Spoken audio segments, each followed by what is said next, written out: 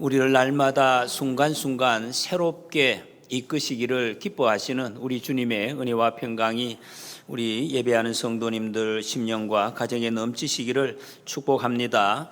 여러분, 우리가 살아갈 때 우리 인생 삶에서 또 우리 신앙생활에서 가장 중요한 것 무엇이라고 생각하십니까? 속으로 여러분 마음속에 이거 없으면 죽는다, 내 인생이 완전히 뿌리째 흔들린다, 그것이 무엇이라고 생각하십니까? 2021년도 리서치 센터에서 조사한 이 자료에 보면 우리 한국이 선진국 중에서 유일하게 삶의 가장 중요한 가치, 이것이 뭐냐? 물질적 풍요하고 이렇게 조사에 나와 있습니다. 다른 말로 하면 돈이 최고다, 이런 정신이 우리 한국에서 유독히 더 강하게 나타나고 있다는 것입니다. 성경은 우리 인생의 가장 중요한 것, 가장 실제적으로 핵심적인 게 무엇이냐? 그것을 여호와를 아는 것이다 하고 말씀하고 있습니다. 여러분, 이거 꼭 기억하시기 바랍니다. 이것을 정말 모르고 살아가면 마지막 하나님 앞에 섰을 때 내가 정말 헛되게 살았구나, 이렇게 고백할 수밖에 없습니다. 하나님을 아는 것, 우리가 여호와를 알자, 힘써 여호와를 알자, 호시아 선지자를 통해서 이렇게 정말 간곡히 외치고 있습니다. 왜 그렇습니까? 여호와를 알 때 말이에요. 여호와를 알 때 우리 삶의 질서가 정상적으로 세워지고 상하고 찢기고 무너진 우리 삶의 질서가 회복이 되기 때문에 그렇습니다. 다른 방법은 없습니다. 우리 한국 사람들은 조사에 의하면 돈이 있으면 그것이 회복된다고 그렇게 지금 착각을 하는데 그것이 아니라는 것입니다. 거꾸로 이야기하면 여호와를 알지 못하면 무너진 삶의 질서, 찢겨진 모든 인생의 이 형편을 회복할 수가 없다, 이런 말씀입니다. 여러분, 우리가 하나님을 알 때, 우리 여호와를 알 때 인생의 모든 문제가 시원하게 해결되고 회복되는 줄 믿습니다. 하나님께서 모세에게 찾아오셔서 계속 설득을 하셨습니다. 여러 차례 설득을 하셨습니다. 어떻게 보면 모세는 억지로 순종을 해서 하나님의 말씀대로 애굽의 바로에게 갔습니다. 그리고 하나님 말씀을 선포했습니다. 그 결과가 어떻게 됐는가?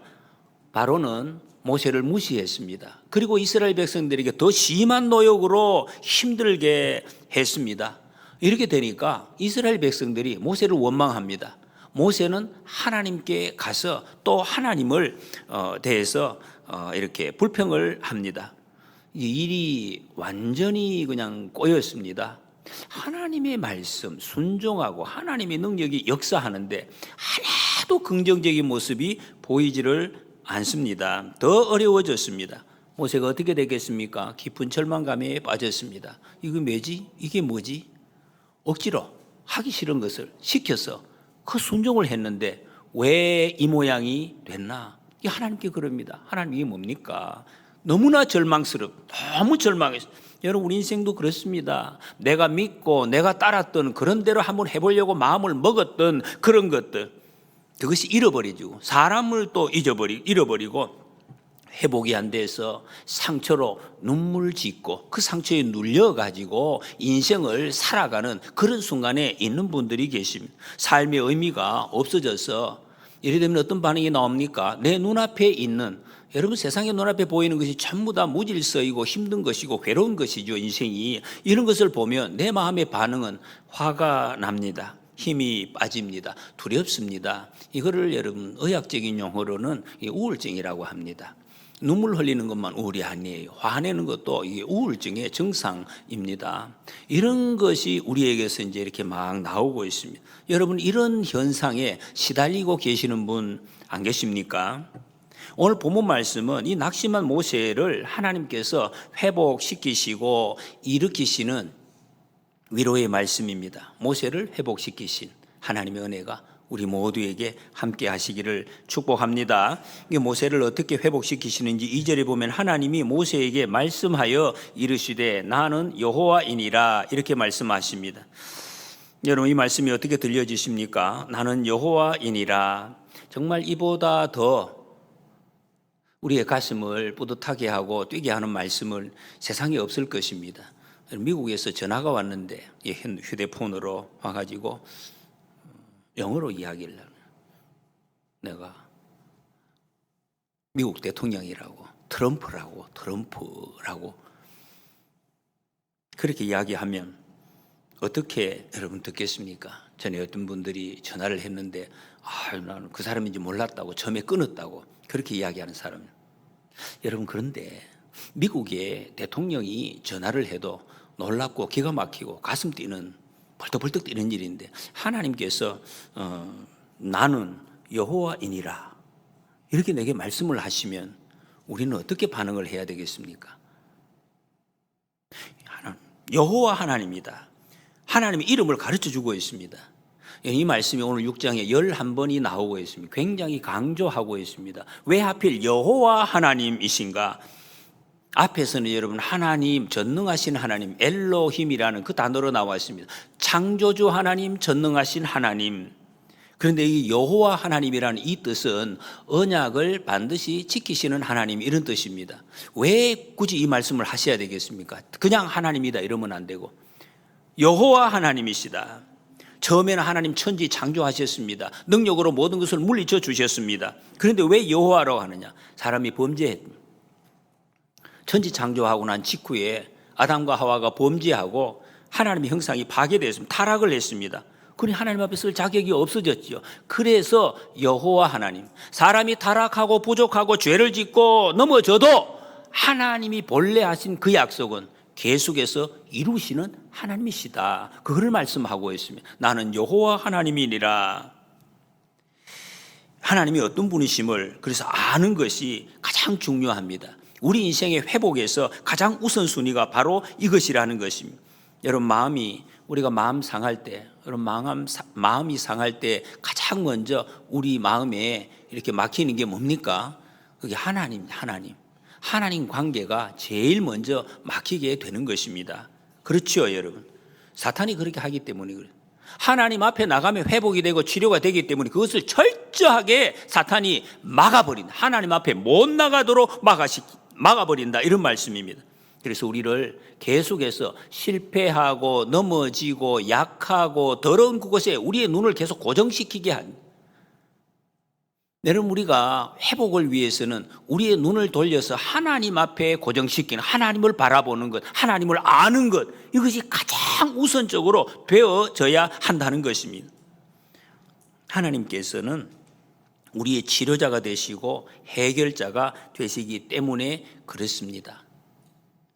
룻기에 보면 룻이, 여러분 상황 좀 아시죠? 이방 땅에 이렇게 내려가서 남편 잃고 자식 잃고 다 잃었습니다. 정말 더 이상 잃을 것이 없을 정도로 남아 있는 것이 하나도 없었어요. 정말 빈털터리가 되어서 그때 회복할 수 있는 상황이 없어요. 전혀 가능성이 없을 때 제일 먼저 한 것이 뭐냐? 하나님께로 돌아가자.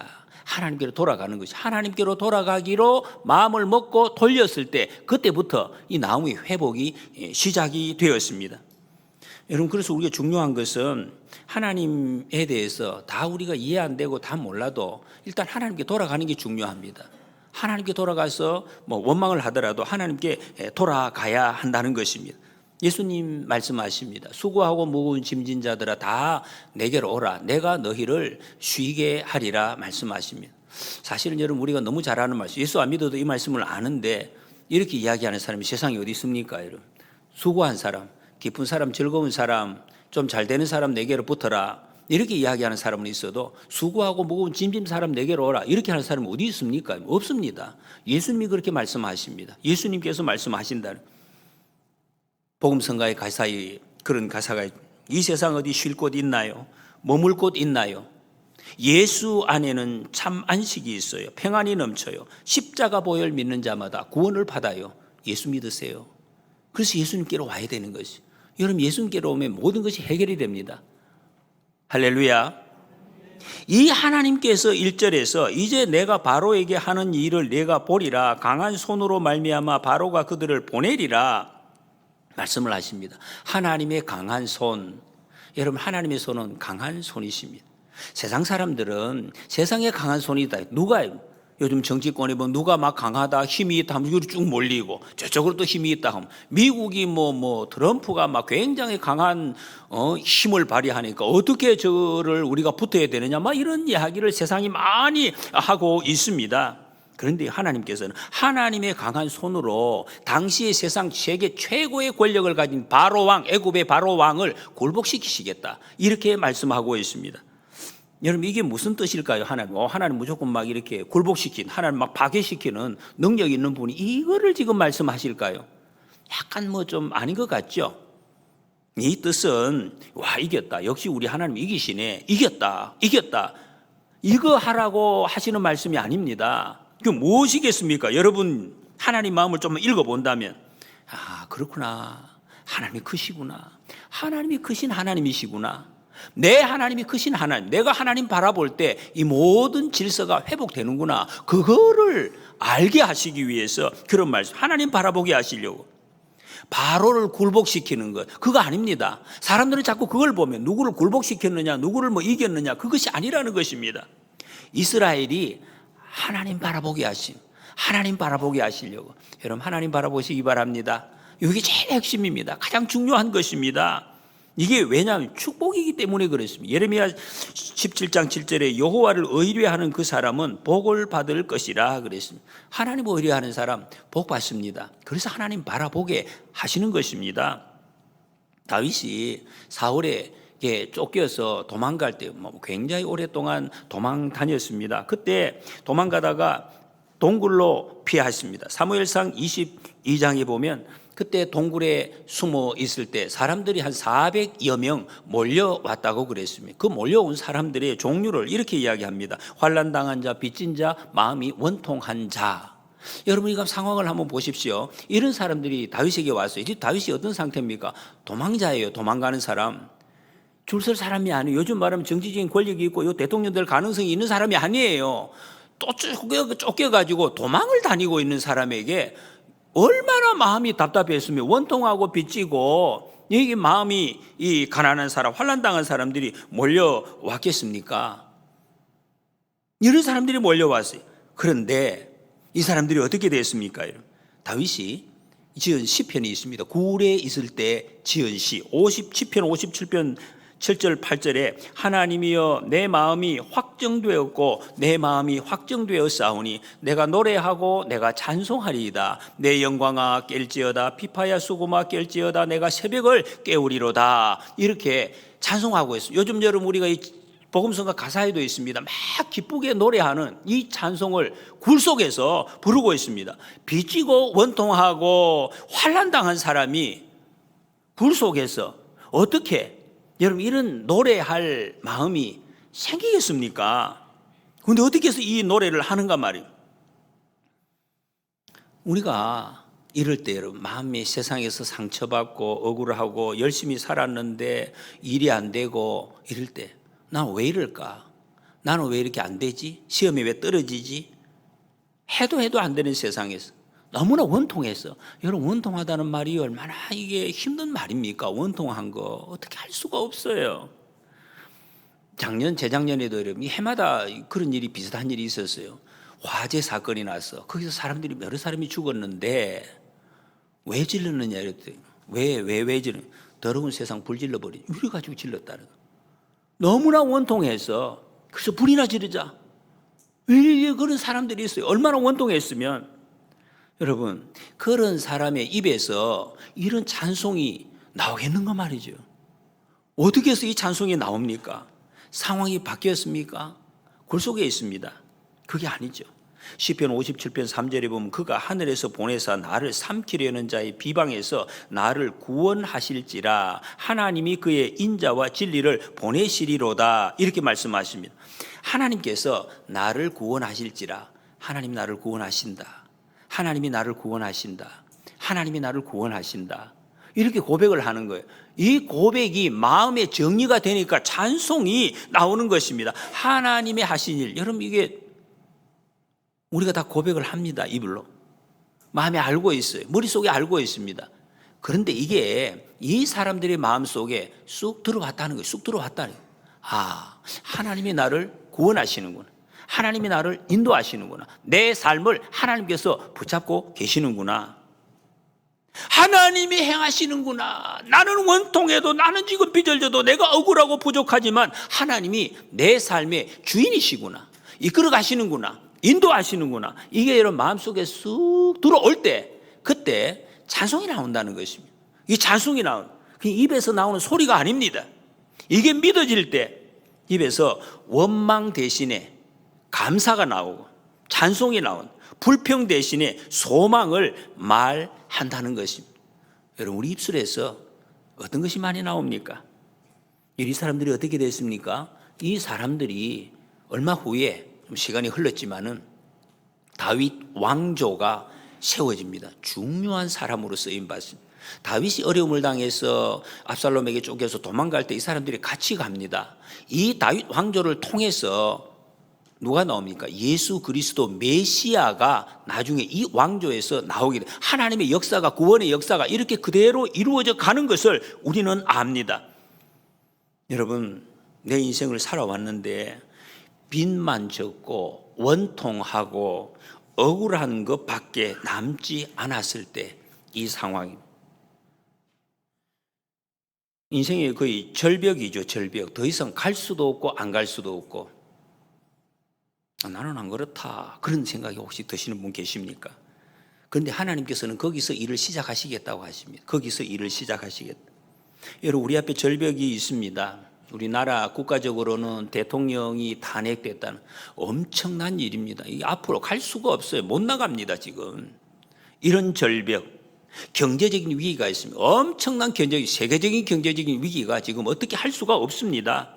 사회적인 양극화, 여러분 지금 두 패로 갈라져 있잖아요. 지금 세상에 한 나라에서 한 국민이 서로 죽으라고 이렇게 하면 이게 나라가 살겠습니까? 반드시 망하죠. 여러분, 반드시 망하고 무너질 수밖에 없는 이런 절벽 같은 이런 현상이 있습니다. 교회도 가정도 개인도, 여러분들 개인적으로 어떤 일이 있습니까? 작거나 크거나 꽉 막힌 듯한 절벽, 이거 어떻게 하겠습니까? 근데 하나님께서는 여기서 하나님의 일을 다시 시작하시겠다, 이렇게 말씀을 하고 있습니다. 그 일을 이루시려고 예수님이 오신 것입니다. 이 일을 이루시려고, 다시 시작하게 하시려고, 길과 진리와 생명이 되시는 예수님이 오셨다는 것입니다. 예수님께서 아버지께로 우리를 인도해 가십니다. 그래서 여러분, 예수님 바라볼 때 우리는 소망 중에서 일어서고 주님의 구원 역사가 나를 통해서 이루어가게 되는 것입니다. 구원받은 하나님의 자녀의 모습을 시편 37편 24절에서 이렇게 말씀하십니다. 그는 넘어지나 아주 엎드러지지 아니함은 여호와께서 그의 손으로 붙드심이로다. 여러분, 주님의 손에 꼭 붙잡히는 우리가 되시기를 축복합니다. 6절에서 8절 사이에 보면 나는 여호와라, 나는 너희 하나님 여호와라, 나는 여호와라 계속해서 반복되고 있습니다. 나는 여호와라. 세상 사람들은 이 바로 왕이 세상을 정말 좌지우지하는 강력한 능력자라고 이렇게 생각을 합니다.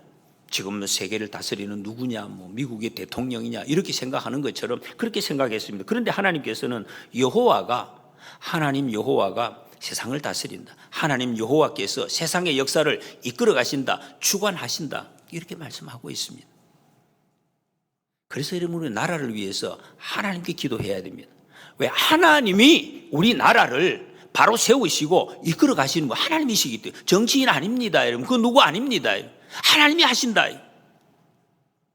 이 원문에 보면은 하나님이 아주 강력한 의지를 말씀하고 있어요. 미래에 될 일을 과거형으로 적고 있습니다. 이렇게 내가 빼냈고, 내가 건졌고, 내가 속량했고, 내가 인도했고, 내가 땅을 주었고, 내가 기업으로 삼게 했다, 이렇게 표현하고 있습니다. 이게 무슨 말씀입니까? 아직 우리는 가지 못하고 안 됐지만 하나님이 반드시 그렇게 하실 것이다.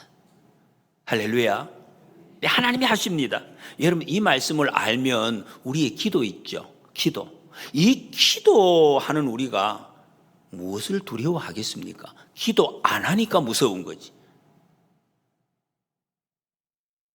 위험에 빠진 이스라엘에게 하나님을 아는 것보다 더 중요한 것이 없다는 것을 말씀하고 있습니다. 7절에 보면 너희의 하나님 여호와인 줄 너희가 알지라 그랬습니다. 오늘 말씀의 제목입니다. 여러분, 우리는 주님을 아는데 초점을 맞춰야 됩니다. 중세의 유명한 성자라고 알려진 아시시 프란체스카라는 사람, 평생의 기도 제목이 주여 당신은 누구시니까 이거였다고 합니다. 물론 나는 전혀 모르겠다 그런 뜻이 아니죠. 내가 더 알기를 간절히 원합니다 하는 그 마음이 여기에 지금 담겨 있다, 이런 말씀. 모든 일에 주님을 인정하고 주님을 알아갈 때 여러분, 우리의 삶이 길이 열리고 풍성해지고 하나님의 복을 누리게 될 것입니다. 하나님을 모를 때 그래서 이런 불안합니다. 우리가 주님을 알면 두려움이 없어지고 담대해지고 주의 평안이 우리를 지배하게 될 것입니다. 9절에 보면 모세가 이와 같이 이스라엘 자손에게 전하나 그들이 마음의 상함과 가혹한 노역으로 말미암아 모세의 말을 듣지 아니하였더라 그랬습니다. 이런 모세가 하나님 말씀을 이스라엘에게 전했는데 그 반응이 조롱과 불신이었습니다. 하나님 말씀 전했는데 어떻게 이런 반응이 나올까 얼핏 그런 생각을 하죠. 그런데 당연한 반응이 이랬습니다. 듣지 않은 그 이유가 뭐냐, 왜 안 들었을까, 이렇게 말씀합니다. 그들의 노역으로 마음이 상했기 때문이다. 마음이 상했어요. 마음이 상해서 안 듣겠다 이런 말씀. 나 힘들어 말씀 듣기 싫어, 힘들어. 아니 하나님의 뜻이면 왜 이래, 하나님 뜻이면 왜 내가 힘들어, 이거 아닌 것 같아. 하나님 뜻은 힘 안 들여야 되는데 그래 하나님 뜻 아닌 것 같아. 이래서 하나님의 말씀을 안 들었다, 이렇게 말씀하고 있습니다. 우리도 이럴 때가 있습니다, 여러분. 우리도 이럴 때가 있어요. 아, 너무 힘들어. 나는 여기까지인가 봐. 교회 나가는 거 여기까지인가 봐. 내 힘으로는 더 이상 불가해. 그냥 뭐 좌절, 포기. 여러분, 이럴 때가 있습니다. 하나님이 모세에게 다시 말씀하시, 바로에게 가서 이스라엘 보내라고 말하라. 이 말은 앞에서 계속 하신 말씀입니다. 똑같은 말씀을 하십니다. 너무 진보하지 않습니까? 똑같은 말씀을, 안 되는 말씀을 계속 하고 계시네. 그래서 모세가 이렇게 이야기합니다. 11절에서 모세가 여호와 앞에 아뢰어 이르되 이스라엘 자손도 내 말을 듣지 아니하였거든 바로가 어찌 들으리이까. 나는 입이 둔한 자니이다. 너무 지혜로운 말인 것 같아요. 하나님의 너무 진부한 그런 말씀에 비하면 너무나 구체적이고 정말 합리적인 말씀, 무조건 가라 한다고 됩니까? 하나님 보세요.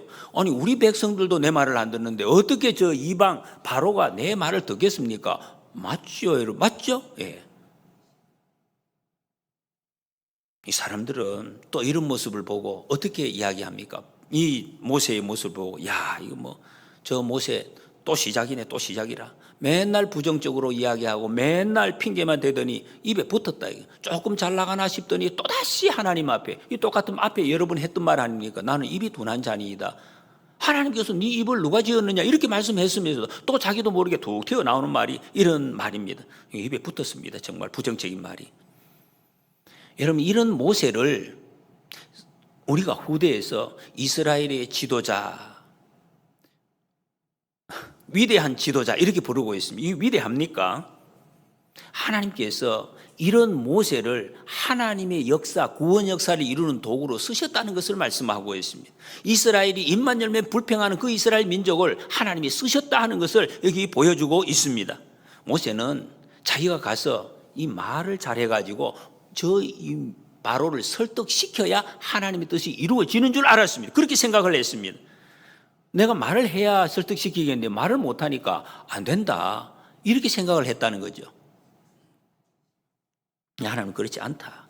13절에 보면 여호와께서 모세와 아론에게 말씀하사 그들로 이스라엘 자손과 애굽 왕 바로에게 명령을 전하고 이스라엘 자손을 애굽 땅에서 인도하여 내게 하시리라, 이렇게 말씀하십니다.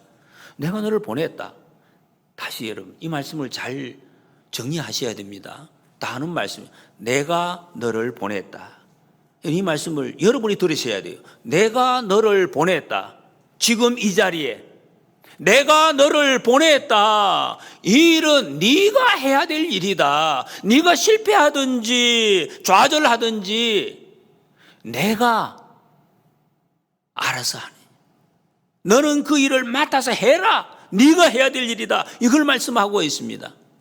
바로를 굴복시키는 일은 하나님께서 하시겠다고 그렇게 말씀하십니다. 너는 내가 바로에게 하는 것을 보고 내가 누구인 줄 알라. 이렇게 하나님이 하시는 일을 어떻게 봅니까? 내가 순종함으로, 내가 하나님의 일에 쓰임받아 순종함으로 하나님을 본다. 이렇게 말씀하십니다. 그것을 보라.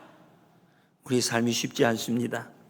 얼마나 어렵습니까? 하루하루가 뭔가 되는 것이 없는 것처럼 보입니다. 너무 힘이 듭니다. 그런데 여러분, 하나님께서는 내게 주신 삶, 하나님이 내게 주셨다, 하나님이 내 이 자리를 내게 주셨다 하는 믿음으로 우리가 살아갈 때 우리는 거기서 하나님을 본다는 거예요. 하나님 어디 계십니까? 거기서 하나님이 보인다, 이런 말씀입니다. 여러분, 그것이 어떤 일이든지 하나님이 책임을 지십니다. 근데 종교 개혁자들이 이런 중요한 원리를 성경에서 끄집어냈습니다. 만인 제사장론, 직업 소명론, 이런 이야기를 했습니다. 그래서 우리 인류 문화에 엄청난 문화적인 영향을 끼쳤습니다. 이게 무슨 말이에요? 하나님이 맡기신 일은 어떤 일이든지 하나님이 맡기신 일, 그걸 받을 때 성직이다. 여러분, 성직자 하면 목사라고 지금 생각하셨어요. 옛날에 무슨 그런 신부들 이런 것처럼 목사. 여러분, 그 목사가 성직이 아니라 하나님께서 맡기신 일을 하는 것이 거룩한 직이다, 이런 말씀입니다. 목사가 하나님의 말씀을 전하는데 이 말씀을 전하고 목사 일을 해가 내 이름을 내고 내가 욕심 부리고 내가 돈을 벌고 이런 생각을 하면 그거는 성직이 아니라, 이런 말씀. 속된 일이다.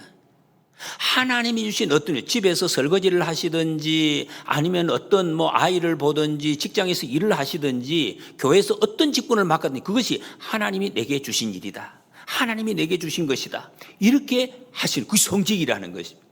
여러분에게 맡겨주신 그 일이 성직이다 하는 것을 알고 행할 때 그 일을 통해서 하나님을 우리가 볼 수가 있다고 말씀하고 있습니다.